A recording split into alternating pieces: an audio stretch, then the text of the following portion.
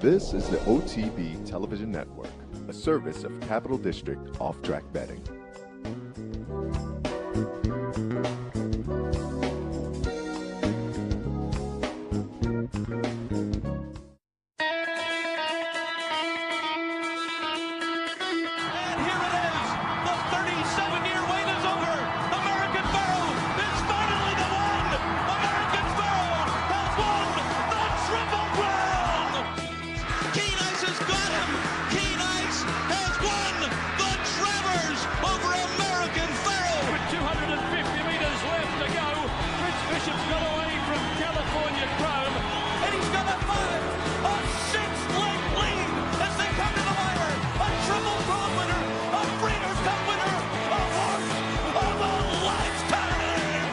Broadcasting live from the Capital OTB studios, this is Racing Across America with Seth Merrow.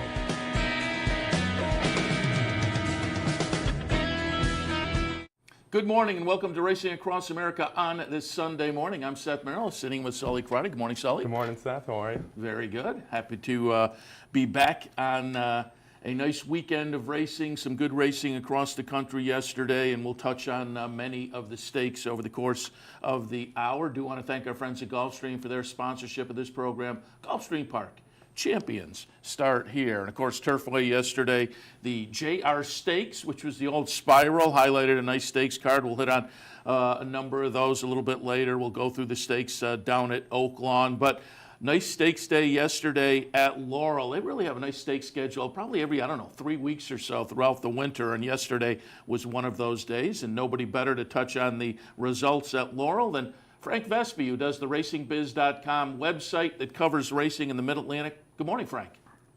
Good morning, Seth and Sully. How are you guys today? Very good, very good. And as I say, happy to talk to you about some of the action at Laurel yesterday. Before we get into the specifics, just give us an overview. What was the day like? It looked like a little weather down there. Winter will not quit. It's unbelievable. I mean, you guys in Albany are used to this. We're not here in the Maryland, D.C., Baltimore area. So this is just all a big mystery to us what's going on here. But you know what? Even though there was weather, it was kind of cold. The snow flurries a little bit here and there. Really a nice crowd out yesterday at the track. St. Patrick's Day, so a lot of people were tippling a little bit early yesterday. But it was really a nice crowd, and the racing was fun. It was a nice day, and I think they're pretty happy. They did 3.3 million handle, which is a pretty good number in Maryland. So I think I think everybody's pretty happy with how it went, and it was a lot of fun. The races were fun. They were competitive, and really no complaints about the day. It was a nice day, all in all. Yeah, well, you brought up Baltimore County. Just how is everybody down there after the win over Virginia before we touch upon any of the racing? It is funny because I think the UMBC Retriever fans are just coming out of the woodwork here. I think a lot of people didn't even know they were fans until they beat Virginia. But it was interesting.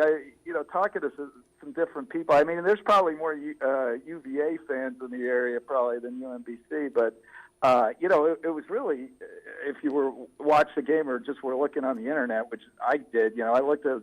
So it was tied at halftime. I thought, wow, 16's tied with a 1. How about that? And then a few minutes later, you look and they're up 10. And holy cow, what's going to happen here? So we didn't get any of those kind of horses home yesterday, unfortunately. But, it was fairly chalky overall, which is always disappointing to me. But it's nevertheless a good day. And, yeah, people are excited. It'll be interesting to see how they play today if it's a one-and-done deal. But, good for them. A lot of fun for everybody up there. I talked to Mike Battaglia yesterday in preview of the Turfway races, and I said, will there be an upset on the racetrack as big as the 16 beating, not just beating, trouncing the 1 seed? Yeah, it doesn't seem like the weekend. The long shot players are doing better in basketball than horse racing this weekend.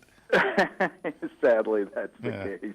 Let's get into some of the stakes action. Let's start out with the Conniver. These are state breds. 3-year-olds and up going 7 furlongs. We're going to watch the stretch run here and it will be Anna's Bandit with a pretty solid stretch run. She's going to be the number 4. I thought She Rolls came again nicely to hold second, and then the number 5, My Magician, the 6-5 favorite, broke at the back of the pack, and that kind of took that one out of the race a little bit early. But as I say, Anna's Bandit at 4-1, pretty solid stretch run here. Yeah, it really was. Kind of a nice story here. Jerry Robb, who's the trainer, it's a homebred for him and his wife Gina, and this is a horse that they liked early on. She won at First Asking. They put her in a couple of stakes. One in New York, one at Churchill, and she ran incredibly. But then she had some sesamoid issues, so they gave her a year off, and then they brought her back sort of towards the end of last year, and she's been gradually rounding into form, and you could sort of see it if you look at her past performances.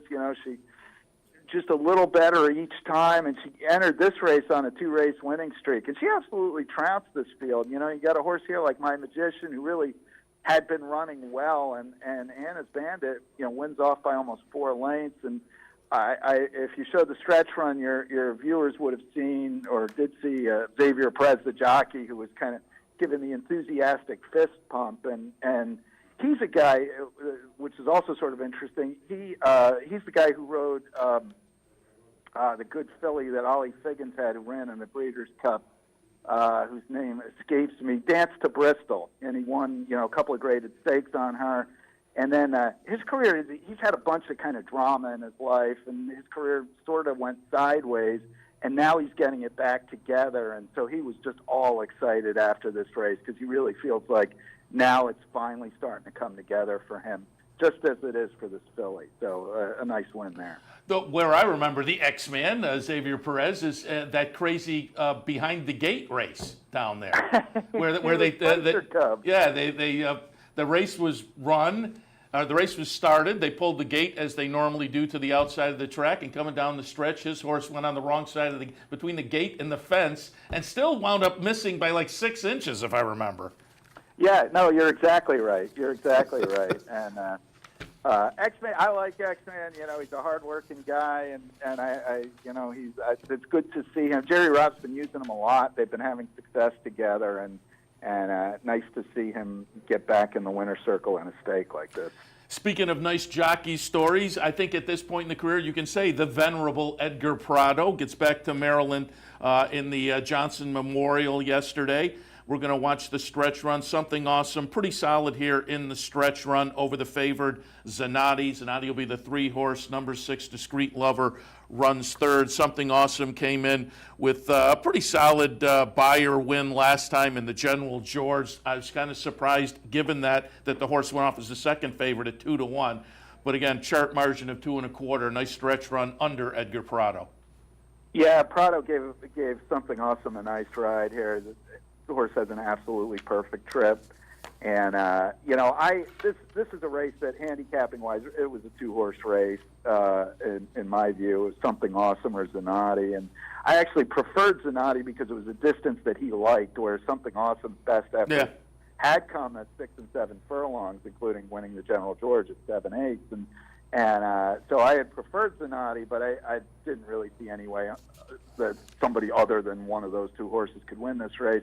But I did not expect Something Awesome to win as impressively as he did. I thought, Prado, I think he hit him with the stick twice, basically just showed it to him. And, this horse won just as easy as he could. And it was a really nice effort.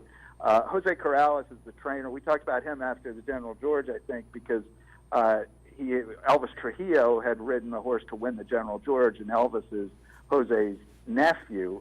Well, Elvis got hurt last week. I think he's going to be fine, but he got hurt last week, so he couldn't. So Prado rode the horse. But another family moment for Jose Corrales, whose mother was visiting from Panama, so he was getting all choked up because Mom was in the winner's circle with him. So a nice little family moment there. But this horse is really, really good right now, and he doesn't know what he's going to do next, but now you got a horse that's won a graded stake going 7/8. He's won going a mile and an 8. You've got a lot of options with a horse like this. Yeah, spent most of spring and summer up at Woodbine last year, but boy, since arriving at Laurel. Now, what, 4 for 5 with a couple of stakes wins? So, yeah, there's a little bit of upside, you would have to think. Yeah, you're absolutely right. And I think it's pretty clear that he prefers conventional dirt to synthetic, and I mean, he could show up in a lot of different places. It's going to be fun to see how he handles this horse going forward. All right, let's move on to the Beyond the Wire. This race is kind of interesting because of the chart, which I pulled up last night, and the winning margin is wrong. The winning margin on the chart is a neck. And as folks will see with the stretch run, that is not the way it plays out. And the chart itself makes it clear. It says Drew Clear while kept to task. It'll be Smokin' Patty Lassie winning. Although as we watch him come into the stretch, it looks like limited view under Edgar Prado. Really right until maybe the last 16th, you think this horse who had opened up a big lead is going to kind of coast home. And within the last 16th, Smokin' Patty Lassie then makes an extra move. The number 6 horse over number 3. Mo Shopping runs third in here for Todd Pletcher. But again, it looked like limited view was going to win for most of the race, and then Smokin' Patty Lassie gets up late to win by more than that chart margin of a neck, clearly. But nice race there. Yeah, actually, the chart has been updated since to 2 1/4. And actually, it's funny you say that because I saw the exact same thing you did. I read the comments, and then I saw the margin. I said, that doesn't make sense. So I said to the chart caller, what was the margin there? He's like, I don't know, it was a couple, I think. I'm not looking at it. I said, the chart says a neck, so they went back and fixed it. But anyway, this was a pretty interesting race here. The Smokin' Patty Lassie, loved trainer Eddie Coletti, comes out after the race, say, what are you going to do? And, the usual answer is, well, we'll consider all our options, see how she comes out of it.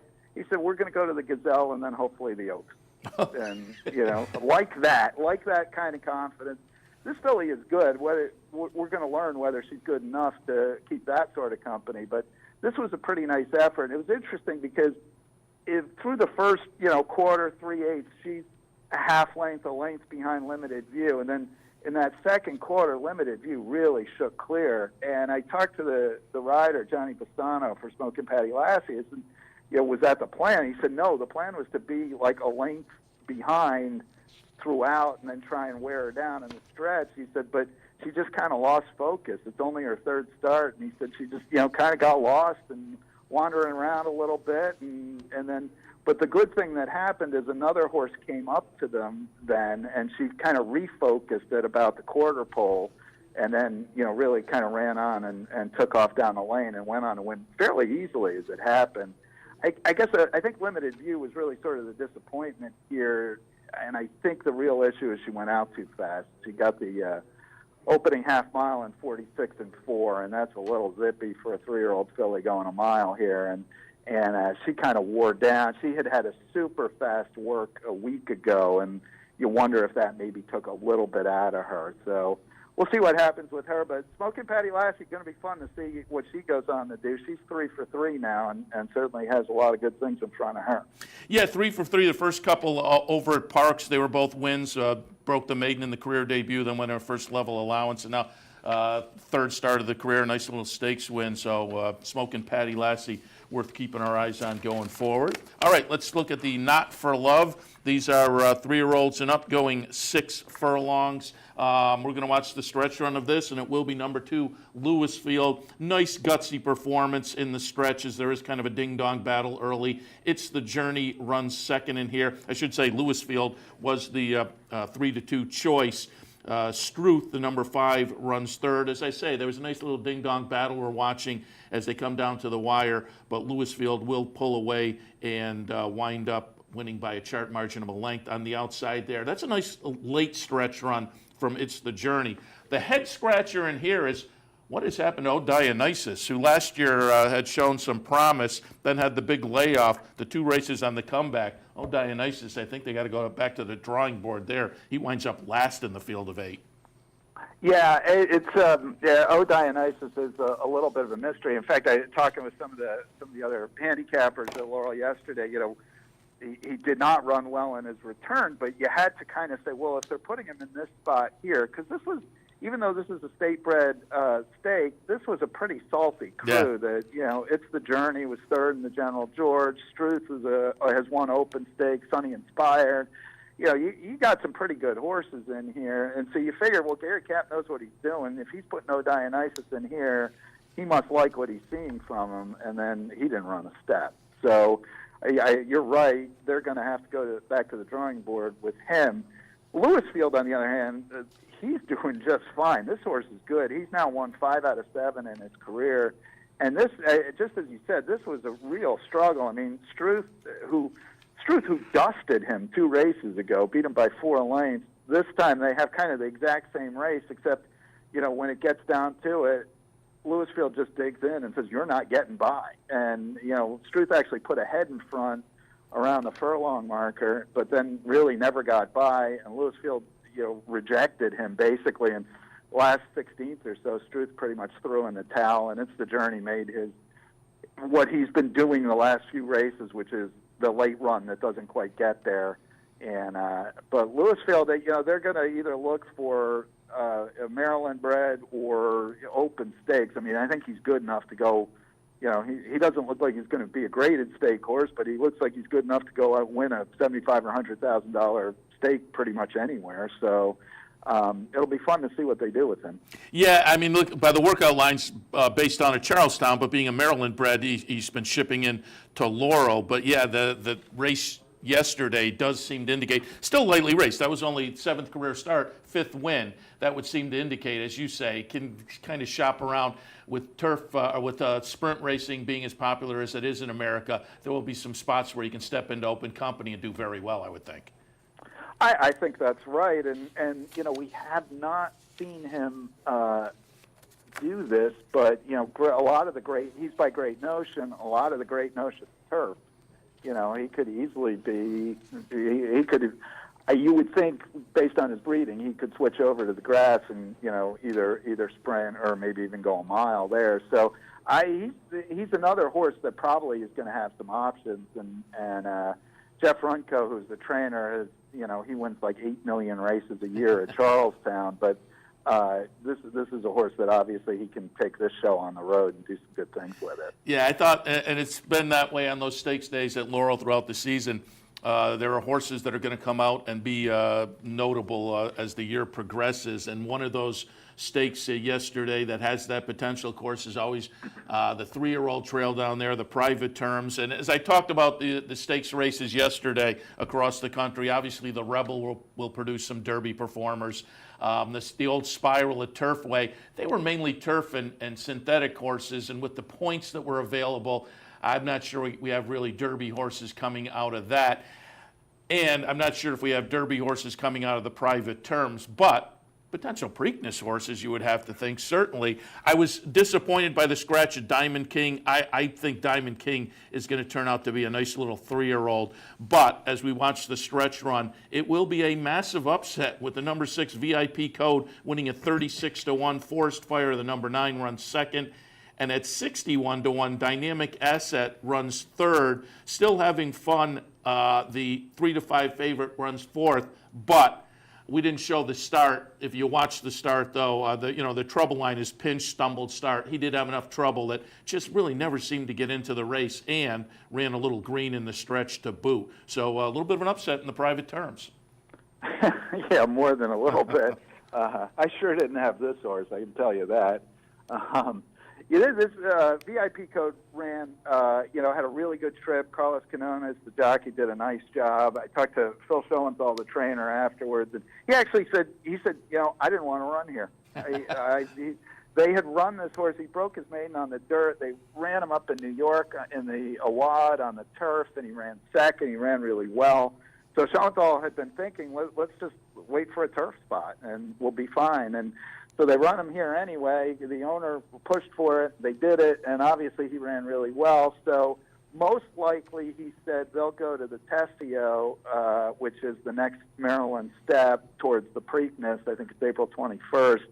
And if he runs well there, then they would, they're probably looking at, given that the Tessio is winning, you're in for the Preakness, and he is nominated, that's where they would head most likely.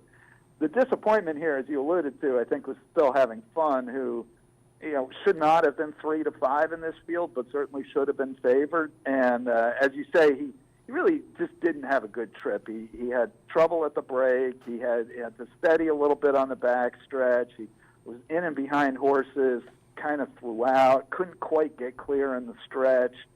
He's had this issue with switching leads, which he actually did yesterday for, I think, probably the first time. But as you said, he was green in the stretch.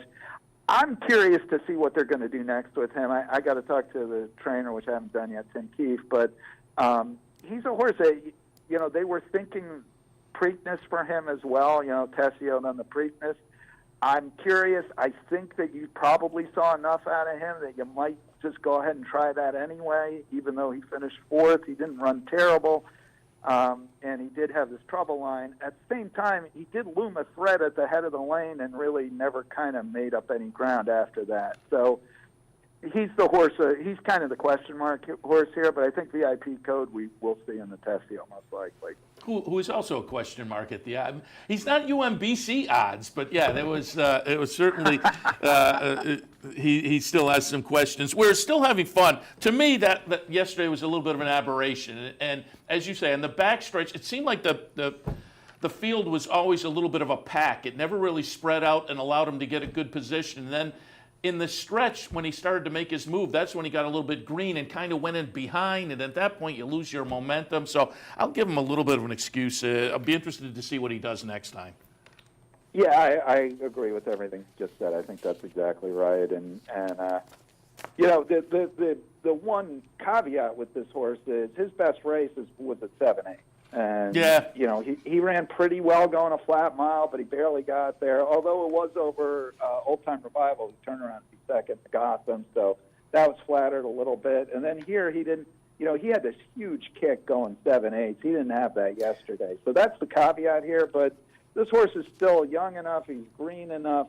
There's still upside here, and I don't think anybody could blame them if they went forward to Tessio with him. But I don't think you could blame them if they decided not to either. Yeah, you make a good point. There may be some distance limitations. And, yeah, I'm still waiting to see what they decide to do with Diamond King, because I think that one is talented. Frank, before we let you go, pulled up some info on the racingbiz.com. I'd like to get some comments, because you wrote a little piece about down in Virginia, which kind of racing has gone the wrong way there the past couple of years, but maybe a resurgence on the horizon now that they're looking at those instant racing machines that are essentially slot machines that are tied into historical races, they say. But I always tell people, a few years ago, I went down to Oaklawn where they put in those kind of machines a few years ago, and they say, oh, it's based on historical races. Well, if you look at those machines, you got to search very hard to find any racing material there. They look and feel and play like slot machines, but certainly they've been a boon to some racing jurisdictions, and I guess they're sitting on the horizon potentially in Virginia? Yeah, so the state legislature, both houses of the legislature have passed a bill that would allow historical racing machines in Virginia. It's awaiting the governor's signature. He has said he has no major issues with it. So I think he's expected to sign the bill, at this point. And if that happens, the sequence of events that folks in Virginia are expecting is the governor will sign the bill. Colonial Downs will be sold to this group called Revolutionary Racing, which is based out of Chicago. Has a former, I think, UBET executive is one of the guys. Bill Nader was involved with it, but then went back to Hong Kong. But and so Revolutionary then would own Colonial Downs and would work with, I guess, the Virginia Equine Alliance, which is kind of the umbrella group for the horsemen and the breeders and whatnot, on the build-out of the OTB network. And in Virginia, they're allowed to have up to 10 OTBs, and right now they have 4. But these historical racing machines could go at the track and at the OTB. So they're expecting that, I was talking with a guy down there the other day who said, they could do, based on their projections, what they were already projecting and adding in historical racing, they might be able to do like 20 days at $500,000 a day of purses. So they may have huge purses there when they finally get going. And the expectation is, assuming these other dominoes fall, that they may be able to run a short meet in 2019. What is, I don't know whether you've had a chance to get the pulse, but what would be the reaction in Maryland, which is now kind of filled in where they had before Virginia was almost part of a circuit with some of the Maryland tracks. Well, now they've kind of filled that in. So what would be the reaction in Maryland? Well, that's a good question. I talked with Sal Sinatra about this yesterday, in fact, who's the president of the Maryland Jockey Club.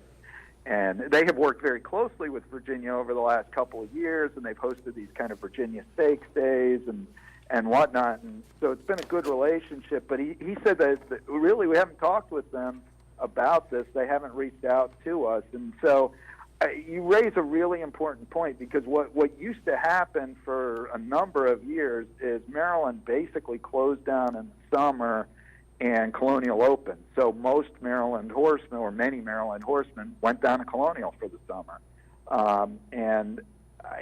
These days Maryland runs basically year-round, at least every weekend, pretty much year-round. So there is no hole in the calendar for Colonial to fill. So how that's going to play out is a really important and interesting question, and I don't know that anybody knows the answer to it yet. Yeah, it'll be interesting to watch and see what happens down there in Virginia. Frank, as always, appreciate the visit. And if people want to keep up with that kind of news, they can go to theracingbiz.com. We appreciate the visit this morning. We'll talk again. It was my pleasure. Thanks for having me, guys. Frank Vespi, again, check out theracingbiz.com to keep up with the racing action in the Mid-Atlantic region. We'll take a break. When we come back, we'll take a look at some more of the stakes. Oaklawn and Turfway right after this. We'll also do a little handicapping for this afternoon. Stay tuned. It may be cold in the Northeast, but in South Florida, the action's hot. This winter, be part of the championship meet at Gulfstream Park, where the fields are deep and the payouts are big. With some of the most competitive turf racing in America, Gulfstream Park is your winter destination for the finest in championship thoroughbred horse racing. And if you're looking for the top jockeys and best trainers, you'll find them all at Gulfstream Park. So play it today. Gulfstream Park. Champions start here.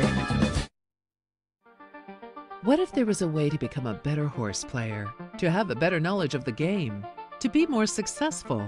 What if there were a way to take what you've learned, what you know, and make better decisions, better choices, to know how to connect the dots? In horse racing, knowledge is a powerful tool, but not the only tool. Race results and replays, past performances and live streaming, wagering from all your digital devices. These too are important tools, and you'll find them all right here at Capital OTB. Capital OTB. Become a better horse player. In a recent study of some of the top online wagering sites, Capital OTB won big in total player rewards, far surpassing some of the best-known wagering sites in America. While other rewards programs simply offer you points redeemable for gift cards, Capital OTB's rebates are paid to you in actual cash. Plus, Capital OTB gives you full and immediate access to your money. So if all you're getting now are points and gift cards, join Capital OTB Player Rewards today and get cash back. Visit CapitalOTBBet.com and sign up today. This is Racing Across America with Seth Merrow.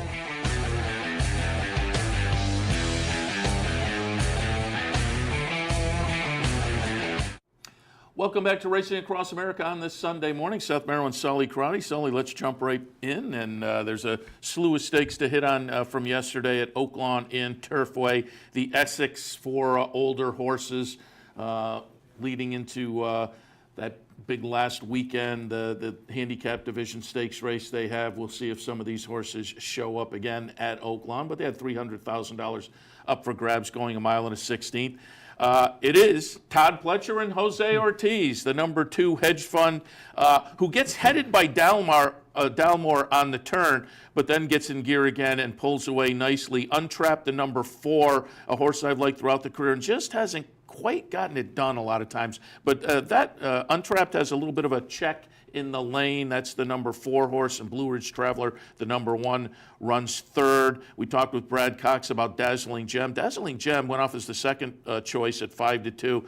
Winds up a disappointing 6th in the field to 7. But Hedge Fund, still fairly lightly raced, only career start number 7, was coming out of an optional claimer win down at Gulfstream Park, and a pretty good looking win, chart margin 2 3/4. Yeah, and you said Dazzling Gem with a little upset with that performance. I was upset with Multiplier's performance. This runs last there with Johnny V, and not a great start for that horse. And really, I don't really know what happened to Multiplier, but Hedge Fund, Windstar Farm, and China Horse Club, they've been cleaning up the last couple of weekends. They won down in Tampa Bay. They just won this race, so they've had a nice 3-year-olds, 4-year-olds, whatever. They just win them all, and they've had a nice last couple weekends. So congratulations to them. But that was a nice ride by Jose, as you saw on the stretch run. And this was a horse that clearly they had some ambitions for. Early in the career, ran in the Sunland Derby last year, ran 3rd. The Illinois Derby ran 2nd, and then was last seen in the Sir Barton running 4th, but was disqualified. That was back in May, of course, and then wasn't seen until February. So obviously a little ding in the 3-year-old season, but with the early promise and now the 2-for-2 record as a 4-year-old, you have to think this is going to be a player in the handicap division. Maybe Whitney and Woodward up in Saratoga? That'd be great. Yeah. And, the connections like running up in Saratoga, so I don't see why not. All right, the ladies were in the Azeri yesterday at Oaklawn, and this was a nice field. And there were a lot of disappointments for me in here. I mean, you had Terra Promessa, who seemed to get back on the beam, did a little rebound in the Bayakoa after a dud in the Pippin earlier at this meet. But Terra Promessa, again, disappoints running 5th. The real disappointment was Streamline. We talked about Nancy Holthus talked about Streamline with her. Streamline winds up running 8th in the field of 8. I mean, oof. Actress, the number 1, had a slow break, but makes a nice run to get up for 2nd. It is Martini Glass, however, getting it done. The number 7 horse under Paco Lopez. Nice win for Martini Glass. 3 lengths the chart margin. Martini Glass was the 3-to-1 second choice. This one has a nice story. They claimed this horse for $16,000 out of the career debut at Tampa back in February 2016. Going back to Tampa and likely to come back for the Apple Blossom, but not a bad $16,000 claim. No, definitely not. And that was all over Twitter. All the I saw something Akeisha tweeted, and it's just an unbelievable story for Martini Glass, going from a claimer now winning a stakes race, a Grade 2 stakes race at Oaklawn with a pretty nice field. Actress, from the Black Eyed Susan, and as you said, Streamline. Everyone had high hopes with Gary Stevens there, especially the way he's been riding at Oaklawn. So a really cool story, and congratulations to Paco Lopez for a nice ride. Yeah, it came into the day with $650,000 in earnings, and obviously they claimed out of the career debut, the majority of that since the claim. And with the $350,000 purse, we're getting up to the $1 million area. You claim the horse for 16 out of the career debut. That's a pretty good. That's a crafty claim, certainly. Pretty good investment right there. So. Martini Glass, a nice performance. But again, there were some other disappointments. Farrell runs 3rd. Tiger Moth, who, again, we talked with Brad Cox, was coming out of the Houston Ladies Classic, a lifetime best buyer figure, winds up running 4th. Terra Promessa 5th. So there were some disappointing performances, but boy, Martini Glass, again, nice claim a couple of years ago for 16. Absolutely. Now almost $1 million in the bank.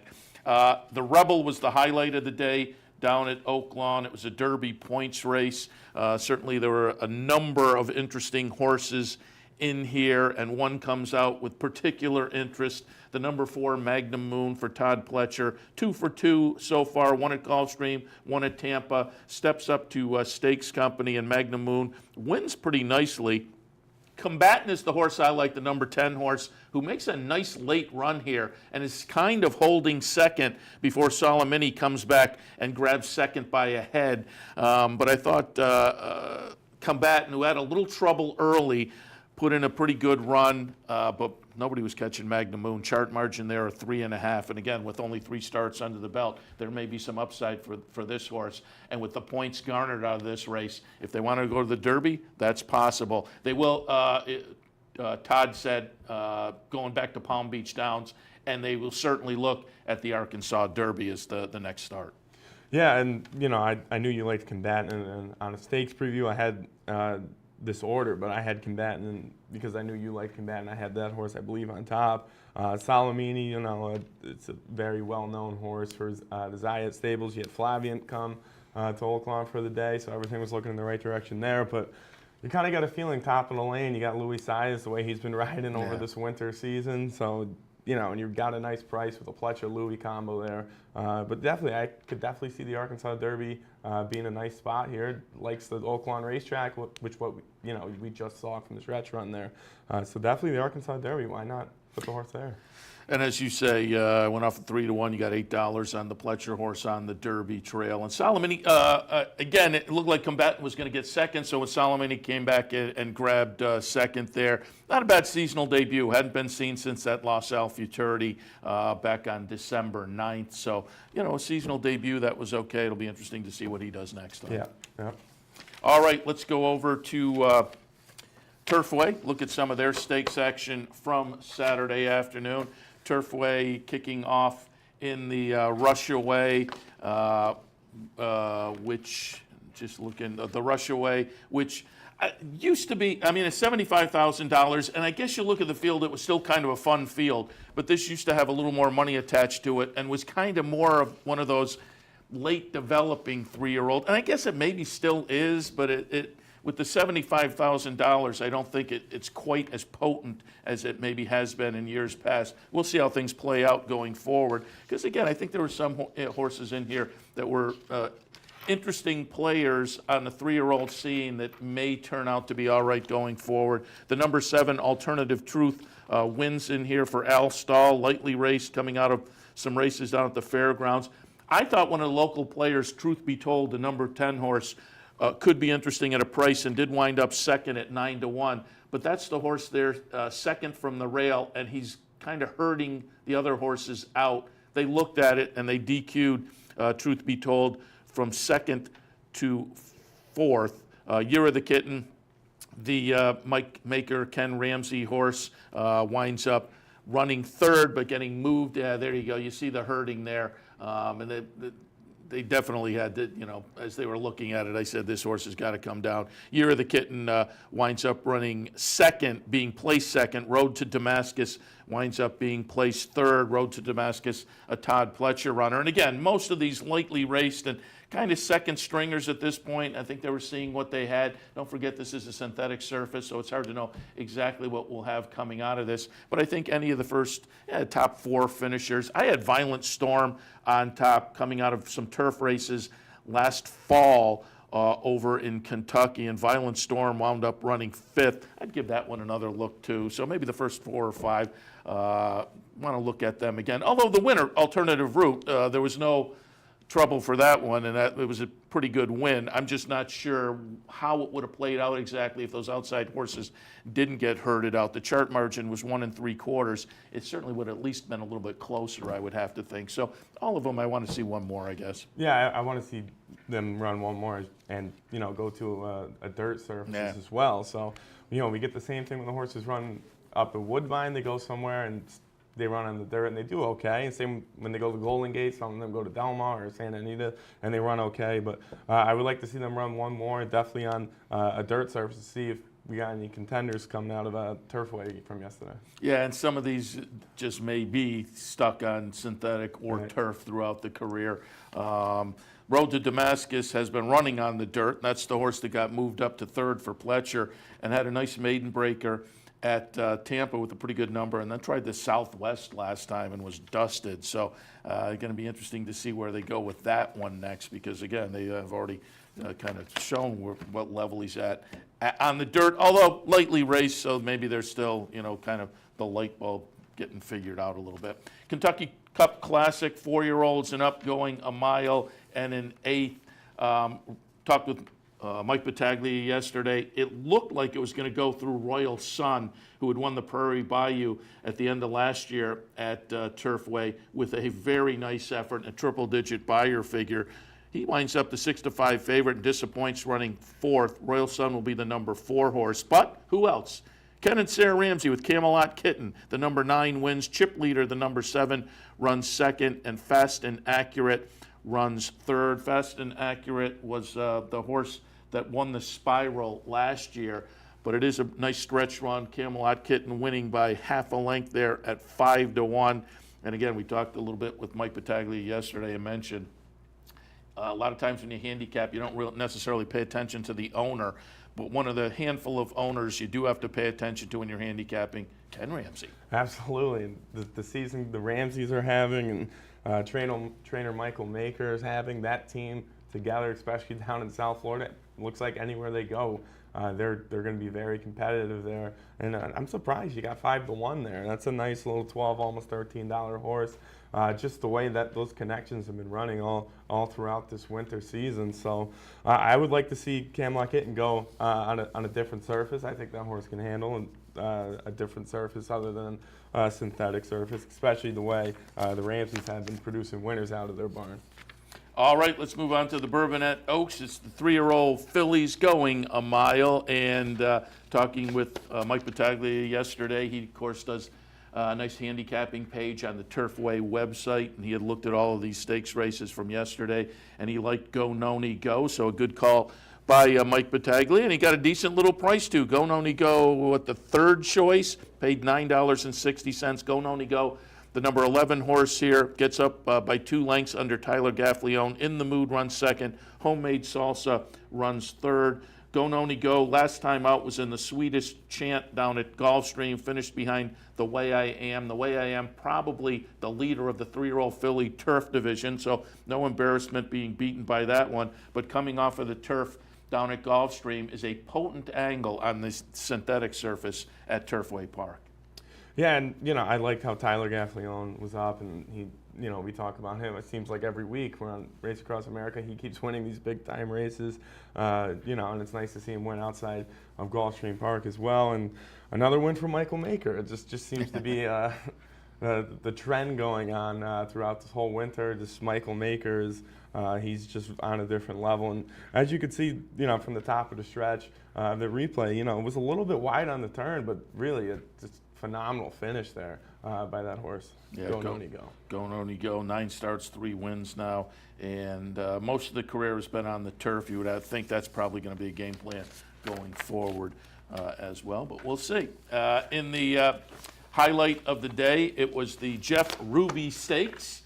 The Jeff Ruby Stakes race. I guess Jeff Ruby is a steakhouse out in that part of the country, now sponsoring what used to be the Spiral, and used to have maybe a little more potency as far as producing Derby horses. They cut the Derby points. The winner, I think, steps away with 20 points from this race, meaning essentially, okay, if you win this race, you still have to do at least a little something on the dirt to get a few more points to guarantee you'll get in the Kentucky Derby. But Blended Citizen does come away with those 20 points, and I think came into this with a couple of points. So I think 22 points now. Still probably has to do a little something more. Blended Citizen, the number 8 horse. Pony Up, the number 4 for Todd Pletcher, runs second after a dull effort in the Holy Bull, but had run well on the turf down at Gulfstream. And Arawak, the number 12, running third. Decent little price in here for Blended Citizen, $14.40 the return.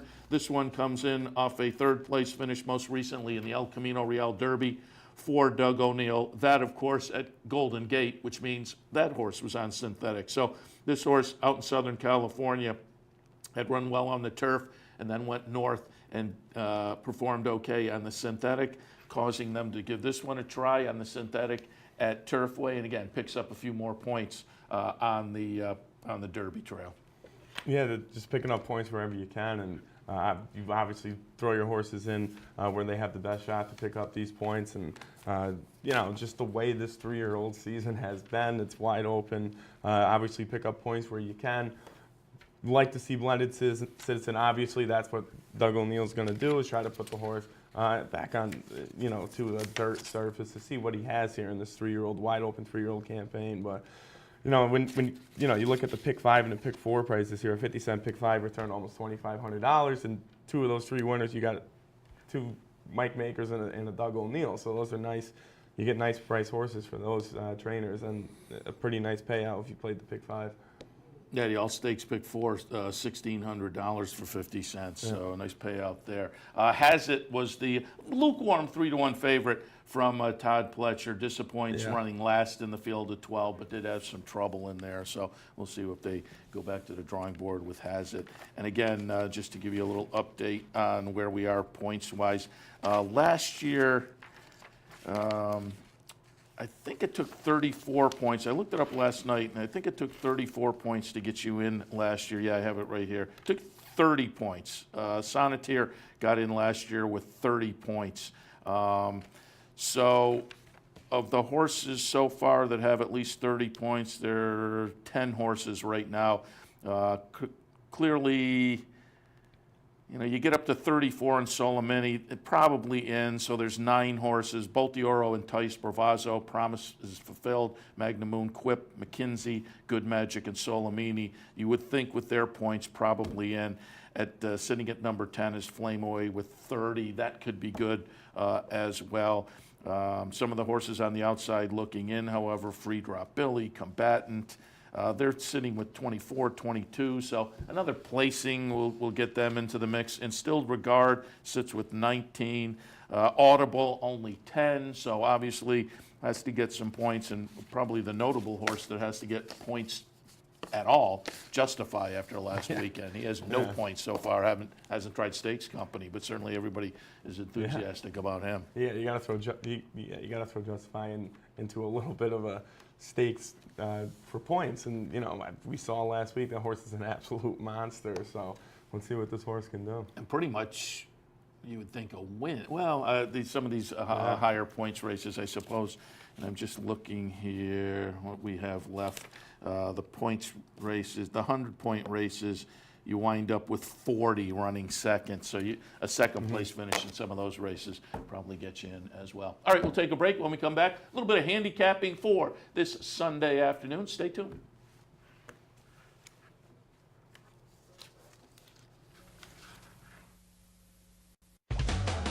This is Racing Across America with Seth Merrow.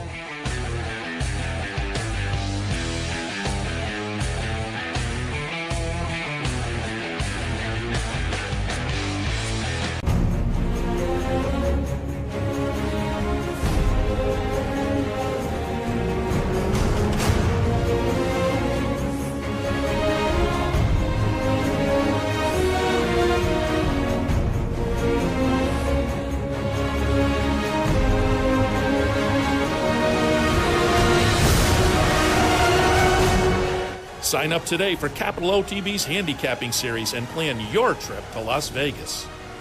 In a recent study of some of the top online wagering sites, Capital OTB won big in total player rewards, far surpassing some of the best-known wagering sites in America. While other rewards programs simply offer you points redeemable for gift cards, Capital OTB's rebates are paid to you in actual cash. Plus, Capital OTB gives you full and immediate access to your money. So if all you're getting now are points and gift cards, join Capital OTB Player Rewards today and get cash back. Visit CapitalOTBBet.com and sign up today. Funding your Capital OTB bet account is as easy as 1, 2, 3. 1. Easy Money. Clearly the fastest and easiest method of depositing funds into your account. Make deposits or withdrawals in just minutes. 2. Green Dot Money Pack. Gives you instant access to your funds. Green Dot Money Packs are available at thousands of retailers nationwide. And 3. MasterCard Visa. Simply click on the link from the funding page, enter your account information, and fund your account. CapitalOTBBet.com. Log on today.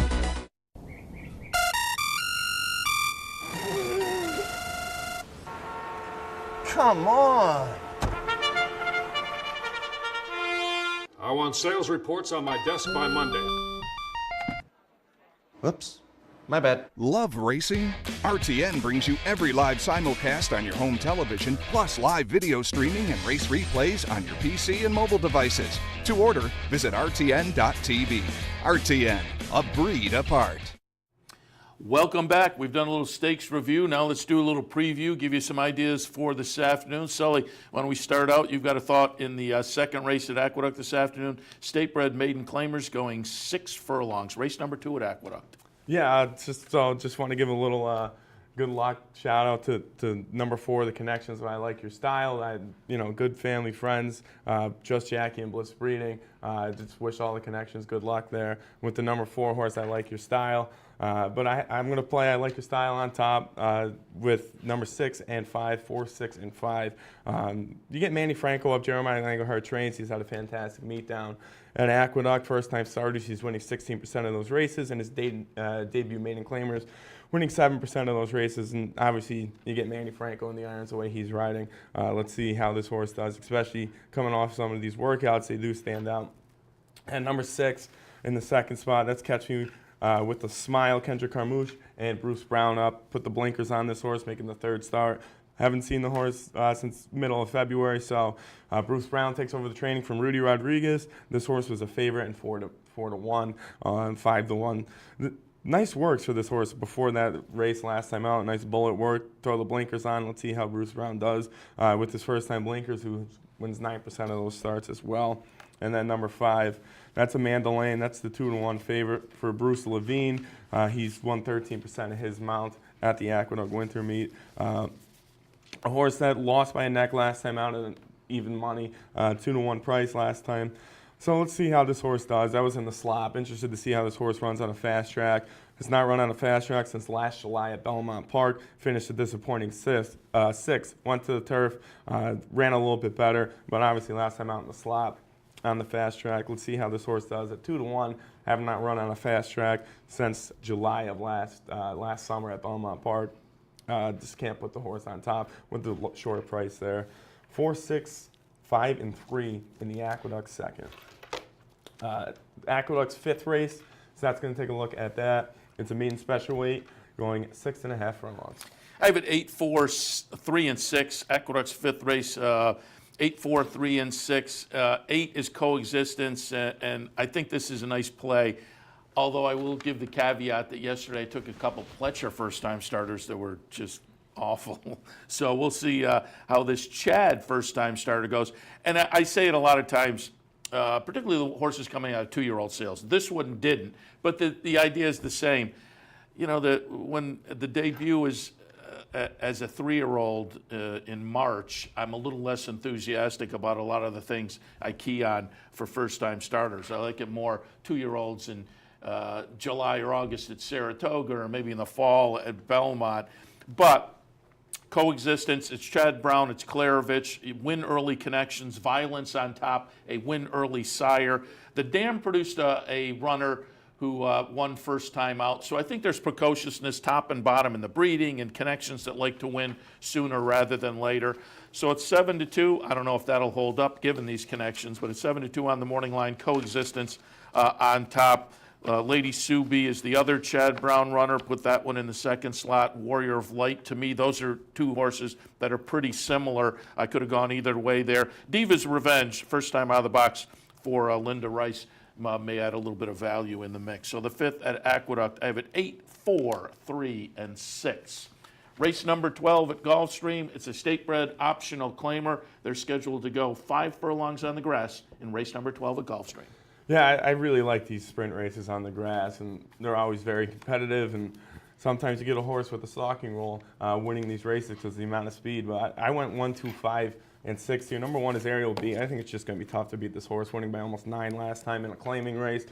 Going that sprinting distance, 5 furlongs, just really looked impressive last time out. I thought maybe it would slow down a little bit. There was a lot of pressure in that race, but really just turned it on there. And then the second spot is Meant to Be Mine, 7-2 from Michael Dubb. Jason Service as well. He's had a nice meet down in South Florida, winning 28% of his mounts. The last 4 starts, this horse really did look impressive. Came in third by 4.5, lost by 3/4 of a length, 1 2 back, won by 13 lengths, 4 back. And seems to like the Gulfstream surface as well. 2 wins in 5 starts, 4 times in the money. 3 wins at the distance in 6 starts, 5 times in the money there. Nice works as well from March 8th. Had a nice work. February 24th had an okay work as well. First off the claim for Service, winning 43% of those races. So if you get 7-2 for Michael Dubb, Jason Service, and 43%, that's a very nice play to take at 7-2. And then number 5 is 10-1 on the morning line. Bug weight for this horse. This is Misty Ballerina. Angel Rodriguez trains this horse. Very nice meet down in South Florida, winning 29% of his races. We haven't seen this horse since October at GP West, won that race in that 5 furlong sprint race. So let's see how this horse does. This has been training extremely well with a bullet work posted on February 25th. First off the claim for Angel Rodriguez, he's winning 38% of those mounts. In race number 12, a nice 5 furlong sprint on the grass, 1, 2, 5, and 6. Race number 5 at Gulfstream Park, it's a mile and a 16th, maiden special weight on the main track. Going to take a look at another first-time starter in here at a little bit of a price morning line. And again, we'll see if that holds up. But I have it 5, 3, 2, and 6. Love Nest is interesting to me for Kenneth Sayre Ramsey trainer Mike Maker, who we talked about earlier. Certainly a very potent winter season. Jose Ortiz on board. So you have connections who certainly can get it done. But Tisway on top attracted my attention. Tisway, I just looked it up as we were sitting here.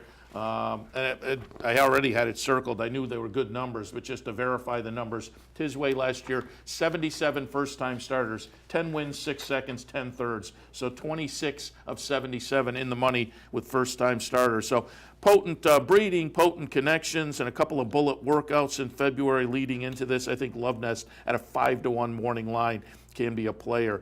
Dale Romans has the 2 horses I'm putting underneath, and King Zachary at 1-2 on the morning line, probably deservedly so. A couple of third-place finishes so far.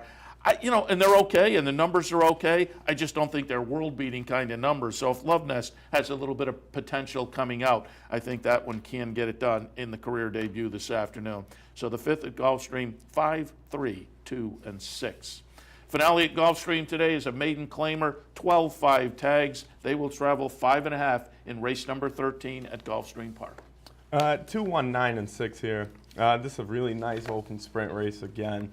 These maiden 12s, they really are competitive, and you usually get a nice price home. We're going to get a lukewarm favorite in this field. I went with number 2 on top. That's 6-1. But you get Harmelio up, who's had a phenomenal meet as well, winning some big-time sprints for jockey Harmelio. Nice little bullet work posted for this horse. And since then kind of tailed off, but picked it up last time, posted work on March 9th. 5 furlongs and 1 of 2 and 1. Going out for a trainer in connections, winning 30% of their mounts. 10 wins and 33 starts, is running the money 19 times of those 33 starts as well. So that's just, everything's pointing in the right direction with some nice works. It should get to the lead at a nice price. Number 1 is packing 3-1. You get Arad Ortiz on board with a lot of speed for this horse as well. They put the blinkers on. First off the claim as well for these connections. First time blinkers winning 25% of those races. First off the claim winning 10% of those races as well. Posted a nice bullet work on February 24th after that just a little disappointing 5th place finish in a claiming race. A maiden claimer going 6.5. I think the cutback will help. This horse really just wants to sprint. Came in second in a 5.5 at GP earlier on in January, so we'll see how this horse does. I think the 5.5 is where the horse wants to go. It definitely has the speed to do it. And then number 9 is Attorney Al. Ari Navarro trains this horse. They put the blinkers on as well. Winning 27% of his races, Jorge Navarro, and they've had first-time blinkers. Came in 3rd last time out, which I thought was a nice field. Race against Packin, race against Dreaming of JoJo in that maiden 12 last time out. I think just needs to be a little bit closer to the lead. Was sitting off 2.5. This horse needs to get to the lead. We saw that in the debut. That was a nice special weight as well. So I think the blinkers on, first time gelding. You're getting the bug weight in the race with some speed from the outside stall. Can be dangerous. Race number 13, 2, 1, 9, and 6. And then race number 9 at Gulfstream is a mile and a 16th maiden special weight on the grass. I think this might be a nice race to play around the little exacta box. It's one of those, though, with 8 horses, you're going to have to take a look at the probable pays and make sure there's value. And a scratch can pull the value out, scratch or 2, in an 8-horse field. But on the morning line, we have 3-1, 10-1, 6-1, and 7-2. So again, I think you could play around a little bit. I have it 5, 7, 8, and 4. Money factor, Jose Ortiz on board a horse. 2 and 3 starts back. Ran races that were good enough to take this one. Last time, not so much, but I think this horse has the potential to rebound to a better effort, particularly with Jose Ortiz on board today. The interesting horse is Holiday Movie. 10-1 on the morning line. I can't disagree. This horse may go off with some nice value because it's a 13-time loser. Has had plenty of opportunities and hasn't gotten it done yet. But I thought the fourth place finish with a pretty good number at 76-1 last time may be a signal this horse is ready to turn the corner. Picks up Luis Saez today. So I think Holiday Movie is a contender. Kusama in the third spot, Castellano on board, and I think there are some races underneath that this horse also, if able to get to those, will be in the hunt. And Sapphire Jubilee, lately raced, hasn't been seen since last October. If we get a little 3-year-old to 4-year-old maturity and this horse moves forward at all under Julian Lepereau, the Mike Makel trainee, Sapphire Jubilee also can be in the mix. Race 9 at Gulfstream then, 5, 7, 8, and 4. We'll hit on some of those Gulfstream races and Aqueduct races and Oaklawn races and even the Saratoga harness races a little bit later on when I come back in about an hour and a half, I guess, for OTB Live. Hope to see you then. But we're going to wrap up this edition of Racing Across America for a Sunday morning. Seth Merrill and Sully Karate. Sully, good luck. Good luck to you and good luck to Syracuse today. Thank you. We will see how that works out. If we get through this weekend, then we can start thinking maybe a repeat of 2016. Right. They were only at 10 then. They're 11 now. It's a little tougher, but I thought they played okay the other night. It was a little bit of a grind, and all I have to say is, Houston, put a man on the ball. Yeah, You got to have a man in front of the ball. You can't get a free pass to half court, but it happens every year in the tournament. There are plays like that. Winners and losers, it's always fun. Do want to remind you it's a Mega March Madness here at the Clubhouse Racebook. You can come down this afternoon and watch all the great NCAA action as well as all the racing action as well, and maybe get your chance to spin the prize wheel. Folks randomly selected throughout the afternoon to do that. Always a lot of fun here at the Clubhouse Racebook. But today, Mega March Madness, 711 Central Avenue in Albany. Coming up on Wednesday, there is a $200 online Pick 4 contest. Keep that in mind and go to the website to find out how to sign up. Also, Wednesday, the 1% Florida bonus continues. More information about that as the website as well. And just looking out towards the end of next week, want to remind you, mark on your calendar, Friday, March 23rd, a friend Mike Callahan in with the bankroll. We'll see if Mike can knock it out of the park and win some dough for his bankroll team. Find out how you can get your chance to get on the bankroll team by visiting capitalotb.com. Again, that's coming up on Friday. And just a reminder also, Fan Appreciation Day at the Partners Pub coming up next Saturday. If you're a patron out there at Johnstown, swing on by next Saturday. Give us our chance to say thank you to you. Bet 50, Get 50 continues through the month of March. Sign up for a new account before the end of the month and bet $50 in. Capital OTB will put $50 into your account. All right. Thanks to our friends at Gulfstream for their sponsorship of this program, some of the other programming and events here on the network. Gulfstream Park, champions start here. We'll wrap things up for this Sunday edition of Racing Across America. Again, good luck to you. Have some fun watching and hopefully cashing tickets this afternoon. We'll see you again next time.